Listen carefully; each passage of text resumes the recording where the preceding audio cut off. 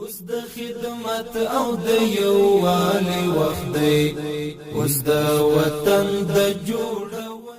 هغه چاته هغه مجلویات چې دای مثال شفاخانه کې څوک پرېږدي پلار مور معلوم نه وي، دې ته مجلویات شخص ویل کېږي. موږ په قانون کې موجود دی چې هغه څوک چې مجلویه وي باید یو کمیسیون موږ لرو چې هغه کې نماینده د محکمې، د حوزې امنیتي، د استخباراتو، څارنوالي، نماینده د ساتنه پوسی دوی باندې نوم ږدي. وروسته له هغه دای کولای شي چې ټول موارد جمع ورسول کمیسیون نظر وخت موږ ته تذکره ورته ورکړي چې دا کسان باید دوی تثبیت کاندي وکیل گزار له طریقه او د خلکو د ارګان کمیسیون ته راوړي. وروسته له هغه په د باندې نوم مفدل کیږي.